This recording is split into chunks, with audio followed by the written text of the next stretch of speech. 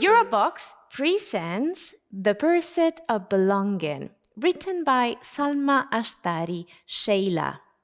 The Pursuit of Belonging is one of those rare memoirs that feels like a book and more like an inheritance, a legacy passed from one generation to the next, infused with memory, pain, resilience, and love. Salma opens her family archive not as a historian, but as a daughter and a storyteller determined to leave the generational veils and give voice to those who endured, resisted, and hoped long before her. Today, Salma is our special guest to give us an insight on her book, so let's welcome her. Hi, Salma. Thank you for joining us from Canada. Hello, good. Hi, Geneva. Nice to be with you today.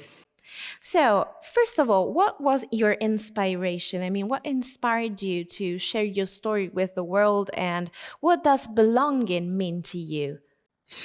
Oh, that's a really great question. And in all honesty, this book has been gradually formulating in my mind since I was about 14 years old. I can't say that there was, a moment that turned around and said, this is the ideal time to tell this story. It's more that it's been gradually building over the course of nearly 30 years before I was actually afforded the opportunity to be able to sit down and dedicate some time to actually the telling of this story. But I have spent my whole life sort of recounting small parts of the various stories that are within this book. And every time I did, somebody would say to me, you know what you should do? You should write a book.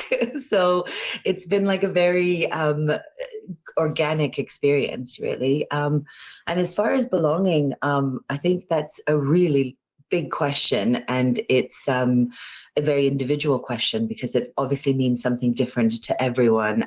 But for me individually, I think, and you would understand the sense of this by reading the book, is I was never a person who could attribute my sense of belonging to a place or a location or a home or, some people are really lucky in this world to be able to say, that's my family home and I grew up in this community. But the truth is the vast majority of the world these days doesn't have that privilege because the world is increasingly a divided place, and it's hard to say, you belong to any one place. So for me, belonging's always been more about the people you're surrounded with and the choices you make that build the character that you are, but also the life that you live. So, and I think that's very individual for each person. Yeah, so belonging not as possession, but as roots. That's it. Exactly. All right. Yes. Also, in the book, you recount both moments of pain and resilience, especially your relationship with your parents. How did Mm. writing about these experiences affect your healing journey, your own journey? Mm. Yeah, again, a really great question.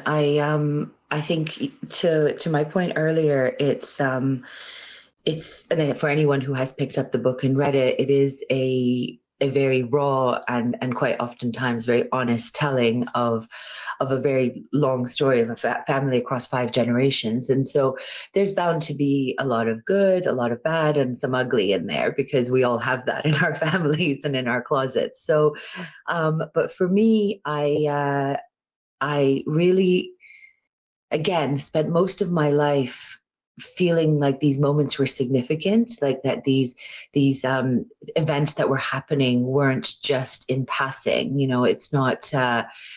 And that's, I guess, maybe the way I reconciled my own pain or my own circumstances by saying to myself that these were all building towards something. And healing is difficult in all of that because it's hard to be experiencing trauma or loss or grief and then to tell yourself, well, this is building character. It's almost cruel, but I can't, it's somewhere in, I guess, my upbringing or the way my parents were. There was always a sense of, what's meant to happen will happen, and the universe has its own divine plan for all of us, which doesn't supersede our free choice and our will, but there is guidance there. So releasing myself to that was also part of the telling of the story, where I was convinced that by telling this story, I could what you said earlier, lift the veil and heal. And I think in the end, that's what we're all looking for, is an opportunity to voice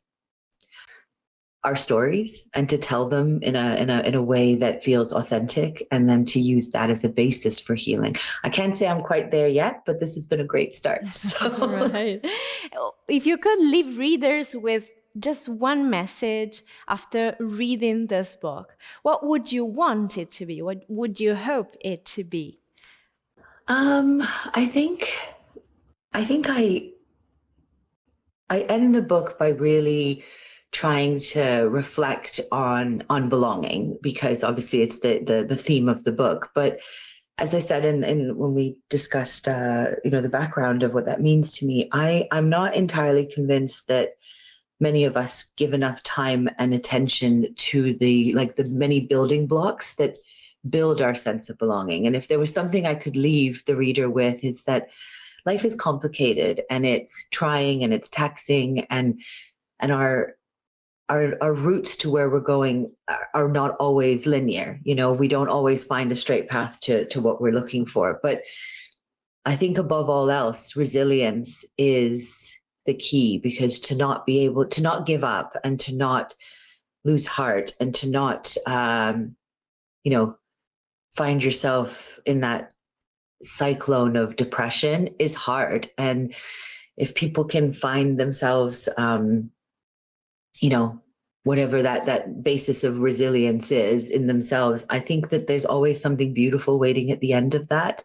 I have a quote on my fridge that says, difficult roads often lead to beautiful destinations. And it's been the basis of a lot of what I've chosen in my own life for myself. Because I'm convinced that the harder the road, the greater the achievement. So maybe that for somebody who's picking up this book and thinking, God, what do I expect? I hope it leaves them with like a hopeful message at the end. Thank you, Salma. It's a wonderful message beside the book, but it's really worth it reading it. So thank you again for your time. We wish you best luck with it. Thank you very much. I appreciate all the support that your books has offered. Thank you. If you're looking for a powerful, evocative, and beautifully crafted memoir that celebrates the extraordinary within ordinary lives, this book is an absolute must. The Pursuit of Belonging, written by Salma Ashtari Shaylor, is now available in bookstores and digital platforms. It's a publication by Eurobox.